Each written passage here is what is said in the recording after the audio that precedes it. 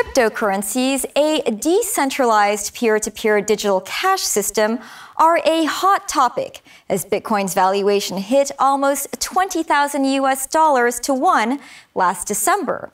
With all the buzz around cryptocurrencies, how do they work and how soon will we really be using them?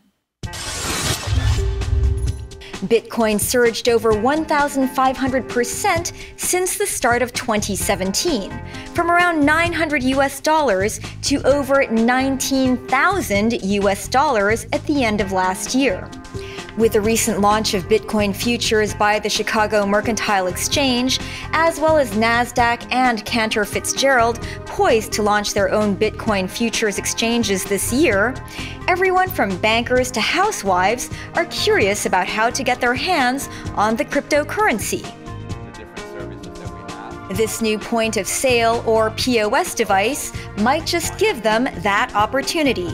We actually see that it's still in the hands of the selected fews.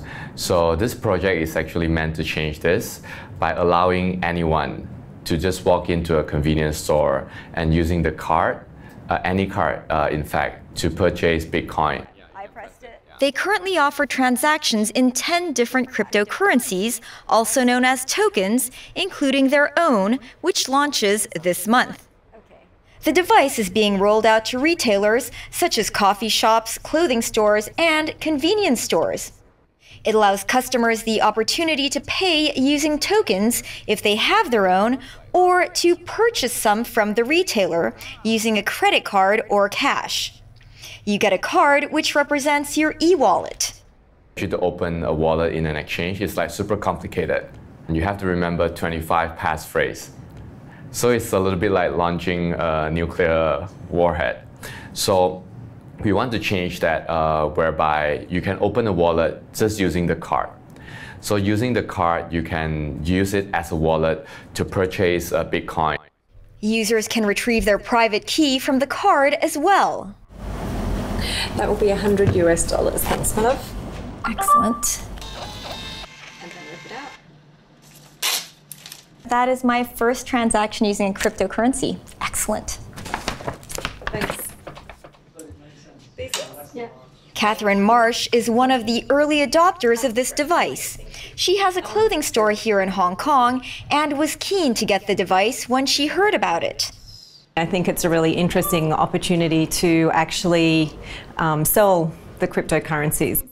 One of the upsides of the POS device for retailers is that it allows them to bypass the merchant's fees charged by credit card companies, which range from 1.5 to 3.5%. For online shoppers, it could cost the retailer even more. Majority of our customers use their own credit cards over our PayPal gateway, and for those transactions you're actually being charged even more. And so for me it actually represents a really significant saving.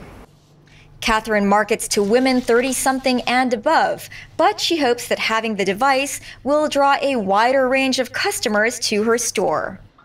There's that sort of period of time where it's still quite sexy and trendy, that you can capture a new market of people who don't necessarily want to come here to buy a dress or to look great. They're actually really just coming because they want to pay for something with, sort of a more novel concept. It's not just the average Joes who want in on cryptocurrencies, it's institutional investors.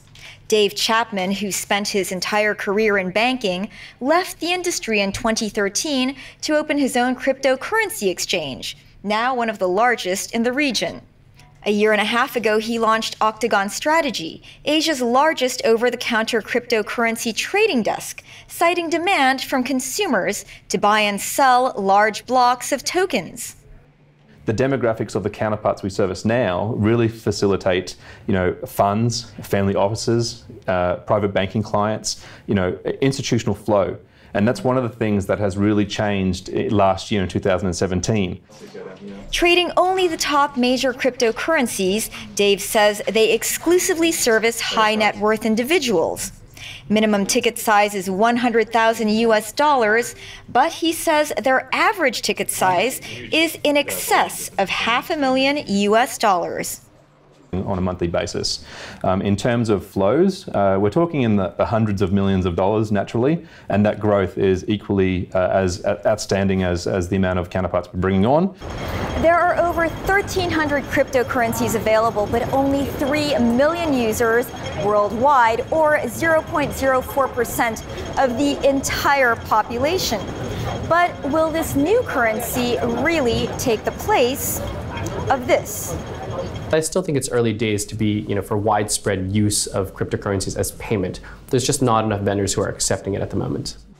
Like Dave, Jehan heard the siren call of Bitcoin early on and sees opportunity in asset management of cryptocurrencies for professional investors. So we have 5 different funds in various stages of development. They're not available for kind of retail investors. These are institutional products really meant for professional investors. One is an equities fund focused on traditional shares in companies engaged in early-stage blockchain, the underlying technology used in cryptocurrencies. Another one invests directly into cryptocurrency companies to help them develop their business.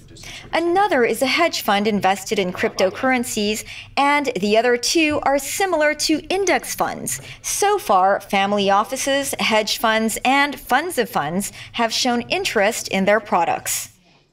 The idea behind the tracker funds is very much to give institutions an easy way to get exposure to Bitcoin and Ether. Right now, many of these institutional funds, they don't have the mandate to hold cryptocurrencies directly. And they might not even have the expertise. Most of the larger kind of institutional players, they're not ready yet to put tickets into blockchain and cryptocurrency, but they are absolutely looking into it. Of course, how much of this is hype? UBS equity analyst director Sundeep Gantori says most cryptocurrencies lack 2 important fundamentals of any currency. First, that they should be a medium of exchange, and second, that they should represent a store of value. We clearly think that at UBS, cryptocurrencies, most of them today, which are not asset-backed, which are issued as a decentralized form of cryptocurrencies, we think that they form a speculative bubble. He says given their high volatility, cryptocurrencies aren't a practical store of value. Those that aren't asset-backed by fiat or existing currency are complicated to understand. Bitcoin's value is defined by what people think it should be valued at. The fact that people are ready to pay a premium above the intrinsic value or value that's linked to certain assets, I think that's where the problem lies. But there are other cryptocurrencies or tokens that are backed by services. So if you choose to use a particular cryptocurrency, you could get the equivalent of loyalty points the more you use it, thus getting more tokens in the process, the same way you get miles every time you fly with a particular airline. I think value is the future of money, and I think that cryptocurrencies and tokens are an incredibly efficient way to transfer value. I think that anything which has value can be quantified in the form of a token, whether it's computing power, whether it's some other type of physical asset like gold or real estate, or even traditional shares. Even Sundeep agrees that cryptocurrencies backed by services and, of course, fiat have the potential to thrive. Actually, we are very excited about the prospects of blockchains, which also brings different types of underlying tokens or cryptocurrencies in the future, which are mostly asset-backed. As for the bubble, all parties agree there's a bubble of some sort, big or small. In the same way, we saw the tech bubble give rise to brands like Amazon and Google. I think that will happen with the same thing as what we're seeing in the crypto sector right now. But one thing's for sure, cryptocurrencies are here to stay. In what form, we have yet to see.